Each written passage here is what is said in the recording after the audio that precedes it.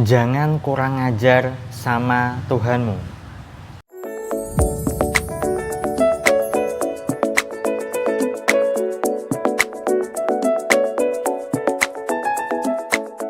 Assalamualaikum warahmatullahi wabarakatuh. Jumpa lagi dengan saya, salam dan salam berlimpah. Sahabat, kali ini saya ingin membahas tema berkaitan dengan kekurang-ajaran ya. Terhadap siapa? Terhadap Tuhan. Ya.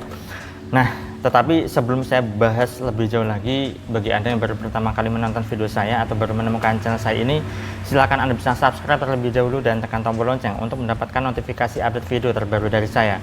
Bagi Anda yang sudah subscribe, terima kasih atas dukungan Anda. Semoga channel saya ini bisa berkembang dan bisa memberikan manfaat ke lebih banyak orang lagi. Nah, bicara soal kekurang ajaran ya, banyak sekali orang yang kurang ajar terhadap Allah ya, termasuk saya juga, saya akui ya. Hanya saja yang menjadi persoalan adalah mereka tidak sadar bahwa mereka itu kurang ajar dan diterus-teruskan.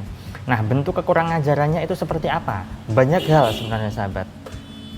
Nah, dalam saya ingin mengutip sebuah ayat di Al-Qur'an ya, yaitu fabi ayyi ala'i rabbikuma tukadziban.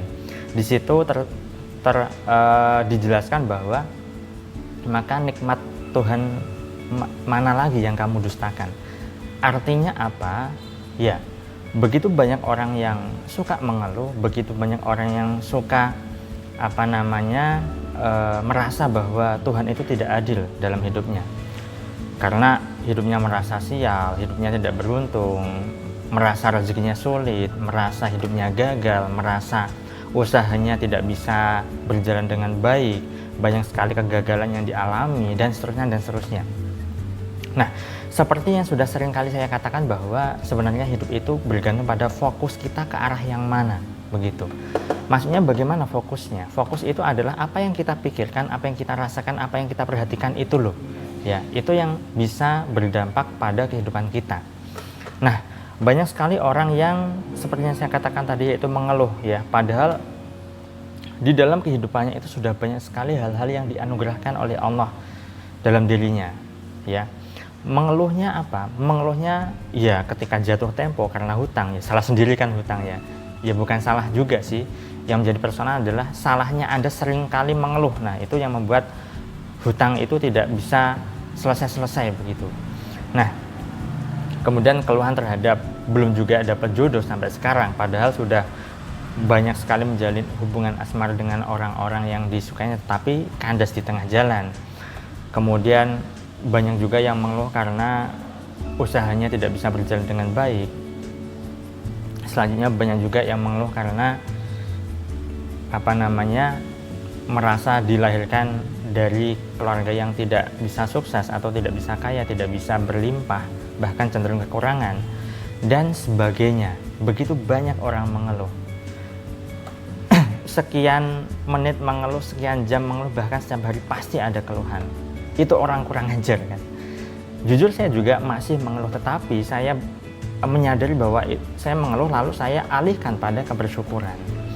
Dan yang menjadi permasalahannya adalah ketika orang mengeluh dia tidak sadar dan malah bertambah dan ditambah lagi mengeluhnya. Ya, disirami lagi mengeluhnya. Akhirnya apa? Ya sudah, keluhan demi keluhan yang dirasakan. Dan berdampak apa? Ya hidupnya tidak bisa damai, hidupnya tidak bisa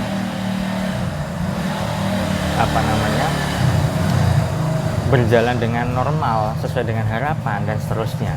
Alhasil ya sudah, yang dirasakan ketidaknyamanan itulah yang membuatnya secara tidak disadari dia itu sudah kurang ajar sama Allah. Padahal di ayat yang saya tadi sebutkan, yang saya tadi ucapkan adalah nikmat mana lagi ya, nikmat Tuhan mana lagi yang kamu dustakan. Kalau misalnya Anda mau berpikir, mau merenung, mau bertafakur, bertadabur, maka jelas bahwa banyak sekali nikmat yang sudah Allah berikan kepada kita semua dibanding dengan persoalan kehidupan yang Anda alami. Nah, yang menjadi persoalan adalah lagi-lagi Anda fokusnya pada masalah, Anda fokusnya pada persoalan. Ya sudah, yang hadir apa? Yang hadir adalah persoalan, yang hadir adalah permasalahan, sehingga hidup Anda semakin ruwet, semakin kemerungsung dan tidak bisa berubah. Maka sekali lagi Anda perlu sering, sahabat, sering-sering untuk bertafakur, merenung ke dalam, introspeksi diri ke dalam, kira-kira hal apa saja yang mungkin selama ini Anda lakukan, kesalahan apa yang mungkin selama ini Anda lakukan dan tidak Anda sadari. Nah, ketika Anda sering merenung, maka Anda bisa dengan mudah mengenali diri Anda, ya.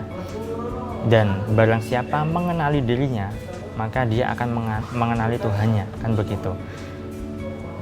Kenapa Anda merasa hidupnya tidak beruntung, merasa hidupnya tidak berubah? Itu sebabnya apa? Anda belum bisa mengenali diri Anda. Maka Anda perlu sering-sering untuk mengajak komunikasi, mengajak ngobrol diri Anda, ya.